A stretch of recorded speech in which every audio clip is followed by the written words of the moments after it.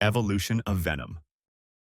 Venom made his first significant appearance in mainstream media beyond the comics in Spider-Man the Animated Series 1994. The show adapted the classic alien costume storyline from the comics, where Spider-Man initially bonds with the alien suit, unaware of its sinister nature. Over 3 episodes, viewers saw Spider-Man's descent into aggression under the symbiote's influence, culminating in Peter Parker rejecting it. The symbiote then finds Eddie Brock, bonding with him and creating Venom, fueled by their shared hatred of Spider-Man. This version of Venom solidified the character's place as one of Spider-Man's most iconic foes. The symbiote's eerie personality, combined with Eddie's vendetta, was perfectly brought to life through dramatic storytelling and striking visuals, leaving a lasting impression on fans of the series.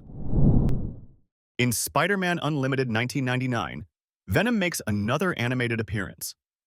The series explores a unique storyline where Spider-Man's 2 greatest enemies, Venom and Carnage, hijack John Jameson's spaceship to the mysterious planet Counter-Earth.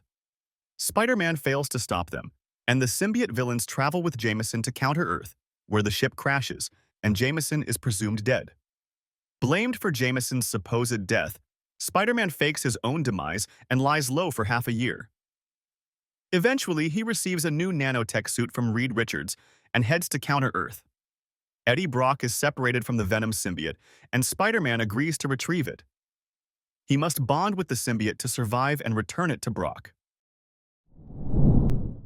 Venom made his live-action debut in Sam Raimi's Spider-Man 3, 2007, portrayed by Topher Grace. This iteration of the character was a blend of Eddie Brock's comic book origins and the cinematic narrative established in Raimi's trilogy. The film explored the dark side of Peter Parker's personality after bonding with the symbiote, showing how it amplified his anger and arrogance. Eddie Brock was introduced as a rival photographer to Peter, and their mutual animosity provided the foundation for Venom's emergence. When Peter eventually discards the symbiote after the destructive consequences it brings, Eddie Brock, who has been consumed by envy and hatred, becomes Venom. The character's motivation was tied to a sense of betrayal and vengeance, adding a personal dimension to his animosity. The CGI design emphasized the fluid and alien nature of the symbiote, with Venom's massive, towering form and jagged, shark-like teeth giving him a menacing presence. Despite the film's ambitious attempt to include Venom alongside Sandman and the Green Goblin, many fans felt the portrayal was rushed and lacked the depth of the comics. However, Spider-Man 3 introduced Venom to mainstream audiences on a massive scale, ensuring the character's presence in future media.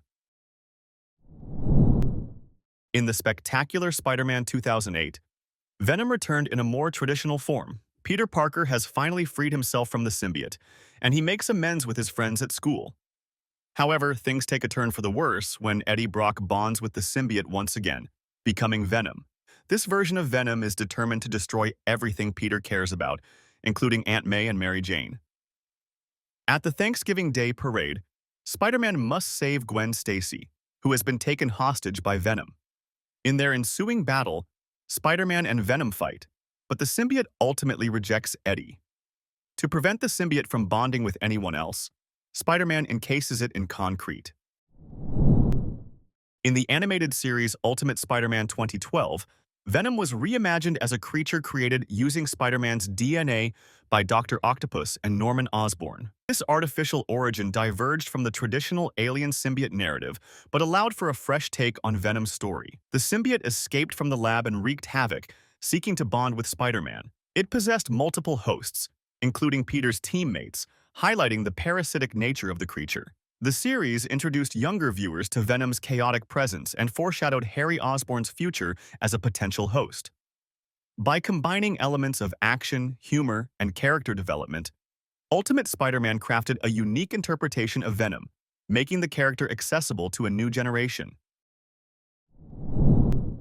Venom's chaotic influence extended into the animated series Hulk and the Agents of S.M.A.S.H. In a crossover episode, Venom infected Hulk's team, turning the mighty heroes against Spider-Man. This storyline emphasized Venom's ability to corrupt even the strongest individuals, amplifying their primal instincts. The episode showcased intense battles, as Spider-Man teamed up with the Hulk to free the infected heroes from Venom's grasp. This appearance reinforced Venom's versatility as a villain, capable of challenging heroes beyond Spider-Man's usual sphere. The episode was a thrilling addition to Venom's animated legacy, delivering action-packed sequences and further cementing the symbiote as a formidable antagonist in Marvel's animated universe. The animated series Marvel's Spider-Man brought Venom back to his roots, introducing Eddie Brock as a key player. This version delved into Eddie's resentment towards Peter Parker, whom he blamed for ruining his career and personal life. The series reintroduced the alien symbiote as the 252, which eventually bonded with Eddie, transforming him into Venom. The narrative captured the essence of Eddie's hatred and the symbiote's relentless hunger, making Venom one of Spider-Man's most menacing foes in the series. This portrayal balanced emotional depth with intense action, reaffirming Venom's status as a complex and dangerous character in the Spider-Man mythos. In 2018, Sony Pictures brought Venom, one of Marvel's most enigmatic and popular anti-heroes, to life in his first standalone feature film, Venom. The film starred Tom Hardy as Eddie Brock.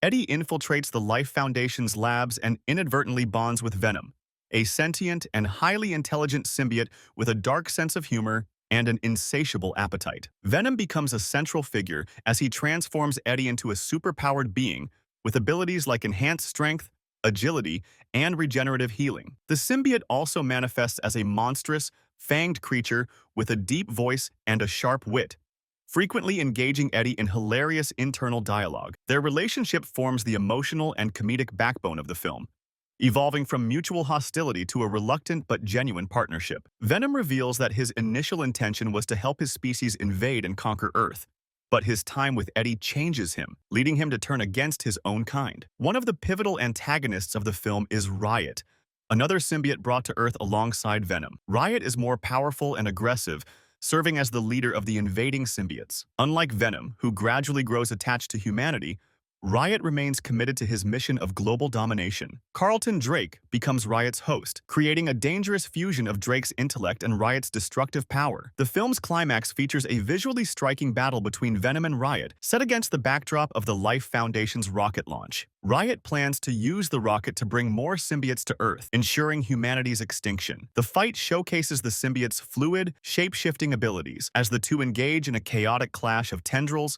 blades, and raw strength. Despite Riot's superior power, Venom and Eddie's partnership proves stronger, emphasizing the importance of their unique bond. The battle ends with Venom sabotaging the rocket, resulting in Riot and Drake's destruction.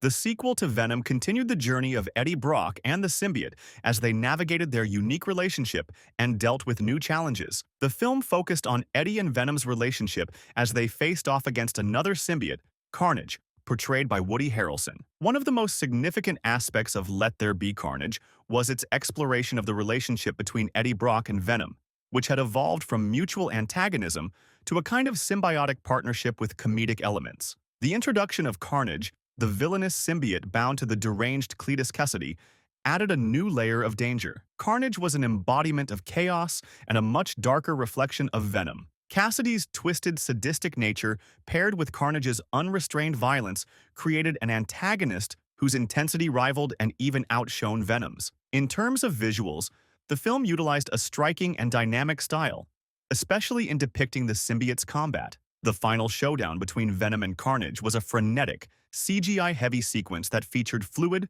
morphing shapes and surreal effects to highlight the alien, ever-shifting nature of the characters. This was particularly evident in their symbiotic transformations and clashes that showcased the distinct powers and aesthetics of each symbiote. The film made use of a more vivid color palette and faster-paced action scenes that were heavily influenced by the stylized look of comic book panels.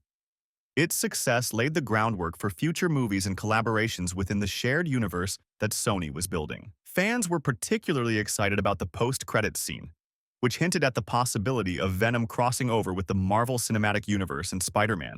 This brief but pivotal moment fueled fan theories and expectations, leading to renewed interest in the character's trajectory.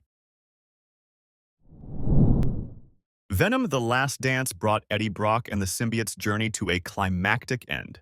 The story delved into Venom's cosmic origins, introducing Null, the king of the symbiotes, and the xenophages, deadly hunters seeking the codex within Eddie. The film blended intense action, emotional farewells, and a high-stakes battle at Area 51. Eddie's decision to let Venom sacrifice itself to save the universe marked a poignant conclusion to their partnership. The film's emotional core centered on Eddie's humanity and Venom's growing empathy, exploring themes of redemption, identity, and legacy. Eddie ultimately made the ultimate sacrifice, saving the universe at the cost of his own life. The film's exploration of themes like redemption, sacrifice, and legacy resonated with audiences, capping off a decade-long cinematic saga. With a mid-credits tease of Null's return, the movie left the door open for future stories while honoring Venom's legacy.